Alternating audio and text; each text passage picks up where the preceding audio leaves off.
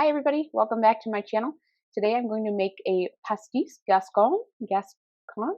I'm not actually sure how to say this one. But so it's an apple tart basically, and it's French. That's why I can't say it. So the first thing I need is 8 eating apples, such as Braeburn, Jazz, Granny Smith, or Golden Delicious. I chose Fuji because that's what we like to eat in my house.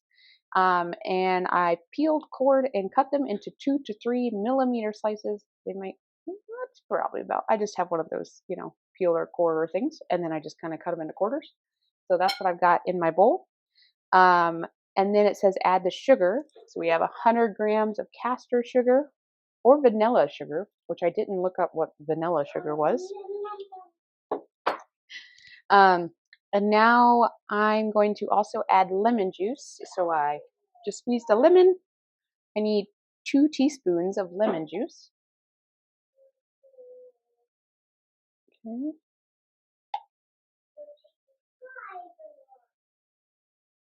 All right, 2 teaspoons of lemon juice in, and it says Armagnac.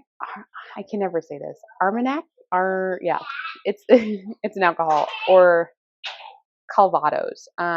It also says that you can use a dry apple cider or apple juice, and I'm going to use apple juice. So I have 3 tablespoons of apple juice.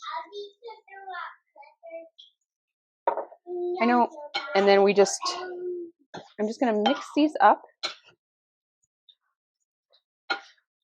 And then I'm going to cover them, I guess just with some plastic wrap is all I'm going to use. And I'm going to leave it for 1 hour. So it's just going to kind of, marinate for an hour.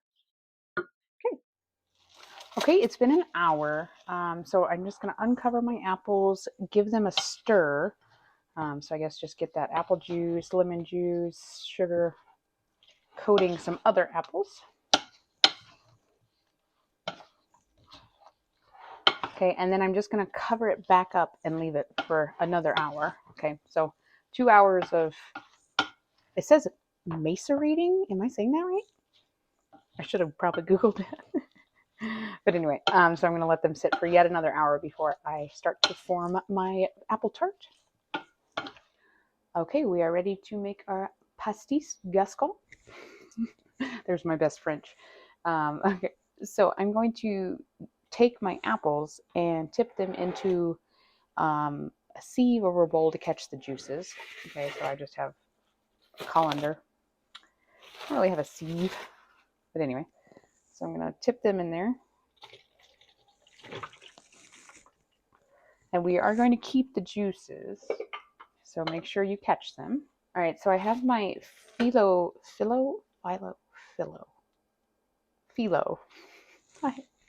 Okay, I have my phyllo pastry. They just told us to buy some, which is great, because this is really thin stuff. So I'm just going to unroll it here. I have no idea how you would make this. I mean, it's so thin. Look at that. Anyway, kudos to the people who do make it on their own. I guess I don't really need the plate. All right, so I've got my phyllo pastry. And so what I'm going to do is I need to brush the top sheet with melted butter. I don't know if I can brush it on here. Probably wouldn't be too bad. Okay. I just melted some butter. I'm just going to brush it. I don't want to move it around too much in case it's like super thin and hard to move. And I don't really know how much butter.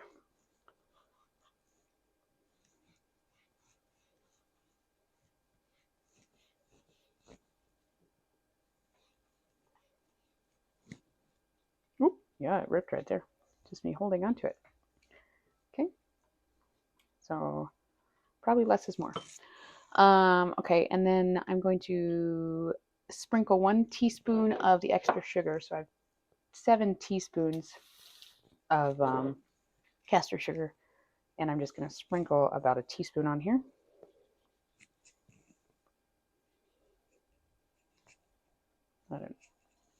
Sure, there we go. Okay, and lay the buttered phyllo sheet into the pie tin. So I just took a pie tin and I brushed it with melted butter. And I'm supposed to lay this phyllo sheet, see if I can get one. Yeah, this is really thin. Did I just grab one? Can't even tell. Okay, lay the buttered phyllo sheet into the pie tin, sugar side up, press into the base and sides, and allow the extra pastry to hang over the edge. Oh, I definitely grabbed two. Ooh. Okay. Good thing this doesn't have to be neat. Nope, it already ripped. Oh my goodness. How do you guys work with this stuff? Maybe I shouldn't brush it on top of each other.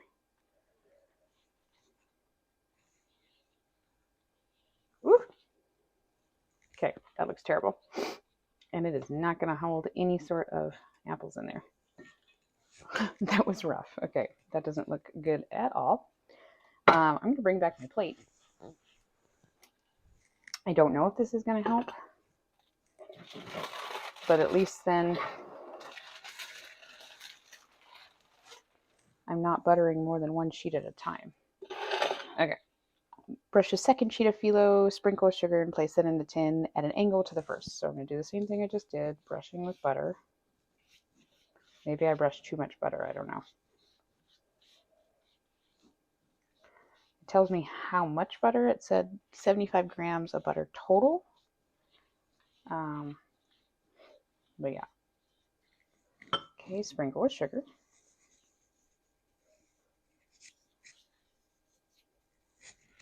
Okay, that's definitely going to be a lot easier to move. All right, and then lay it at an angle. So I'm just doing it off camera for you. Okay, I just laid it opposite to my other one and pressing down. Okay, at least that one's one solid piece. And I'm going to continue that until there's 5 sheets of pastry in here. So I'm going to do it 3 more times.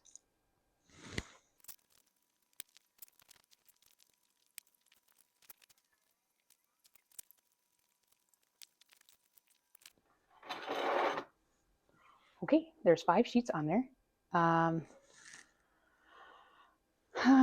Arrange the drained apple slices in the line 10. All right, arrange them on the tin. Okay. They're still pretty wet, so I don't know if that's a great thing or not. Okay. So the recipe calls for 8 apples, and I thinking that the American apple is a little bit bigger than the British apple, only made 7, and I feel like that is a pretty full plate. So this is 7 apples, and I am still going to have leftovers. That's okay. My girls really like eating apples, and so do I, so we'll just eat the leftovers.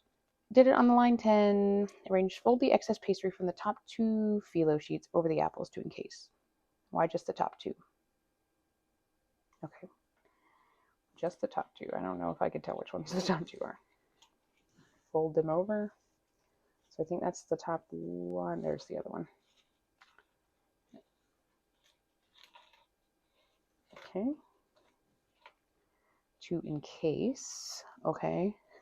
Using scissors, trim the rest of the excess pastry. I don't know why I can't just encase that too. Lightly scrunch the trimmings, yes, in place on top. Lightly scrunch them.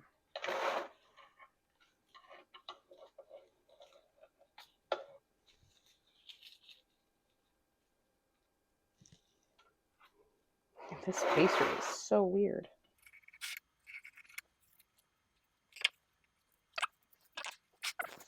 Brush the remaining 2 phyllo sheets with butter, sprinkle with sugar, and then scrunch into ruffles and place on top of the tart to cover. Okay, so I should have, I don't know that I said this, 7 sheets of phyllo pastry in total, which I have a lot more than that because our boxes just come in big boxes, which that's cool. I'll play around with it some more. All right, I'm going to brush it with butter like I did a minute ago.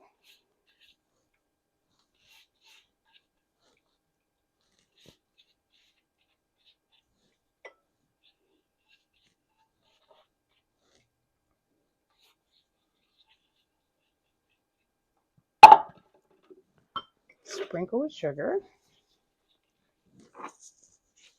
And then scrunch into ruffles. Okay, I don't know if that means like this. I kind of want it to be kind of pretty, you know? And I definitely did not get the corners. Okay, do that again because I kind of like that look.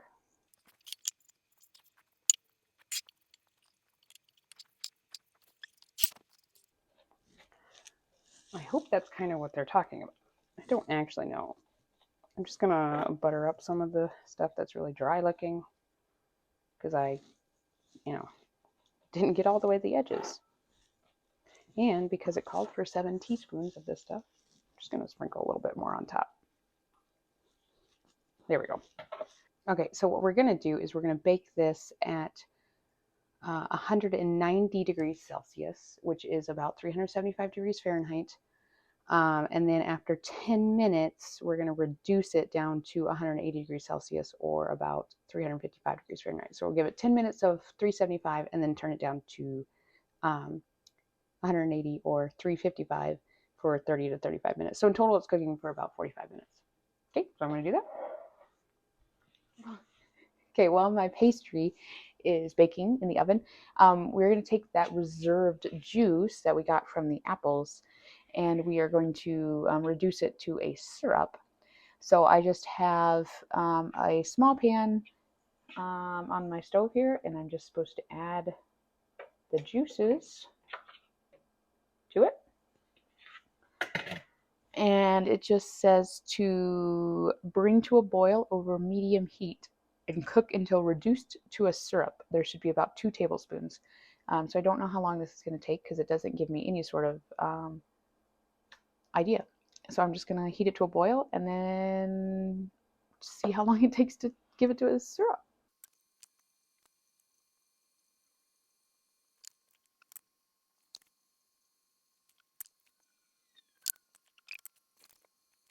Okay, it's been 10 minutes for my tart in the oven. So now I'm just going to reduce it down to 355 degrees Fahrenheit. It does look really good. It's starting to brown up on top, which is kind of nice. But this is still reducing. So here we go.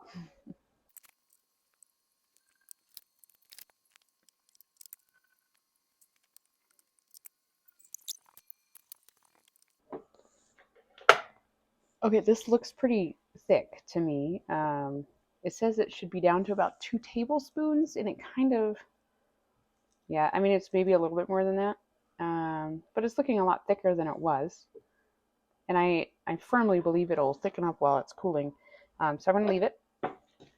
So I'm going to let that cool until it's cooled down. I'm going to add it to some cream fraiche or some double cream, in the States, heavy whipping cream, and make like a apple whipped cream, which will be delicious. But I'm just waiting for the Gascon to come out of the oven. Okay, the tart has been in the oven for about 35 minutes long. Not that one.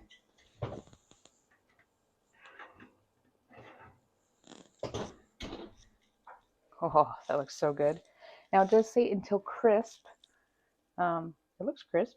Some of it maybe not as much. I mean, it's got a lot of wet apples in it, so it's not all going to be crisp. But that looks really good, and it smells delicious in here. I'm not going to lie.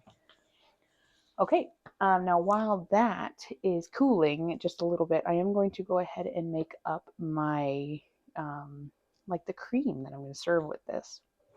So I have 300 milliliters of double cream, which is heavy whipping cream in the States. I'm wondering whether this bowl is big enough now.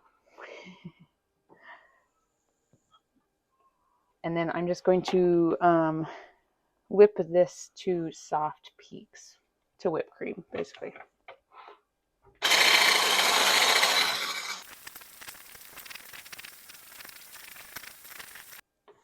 Okay, I've got my whipped cream. Just had to make a little bit of a mess just to make sure that my husband knew I was in the kitchen today. So now I'm going to fold in my syrup, and I hope it's cooled. Yeah. Okay. So it is very much a syrup, or even more of a jelly. It's not really sliding. You can kind of see it sliding there. Um, so it took a good 20 minutes for that to reduce to a syrup. So just so you kind of have an idea in case you decide to make this. So I'm just going to get it into my whipped cream here and then fold it in.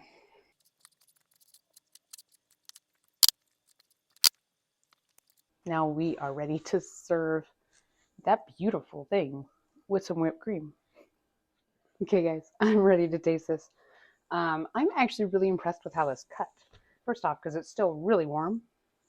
And second off, that I really had no idea that 5 sheets of phyllo pastry would actually, hold the apples like that. There we go. I'm super excited about this. Okay, can you see it? I know the lighting in here is terrible, but that is what it is. So I put a dollop of my cream on top, and it looks delicious. And it is delicious. That little bit of an apple is nice. The pastry is actually quite thin and flaky, which is kind of cool.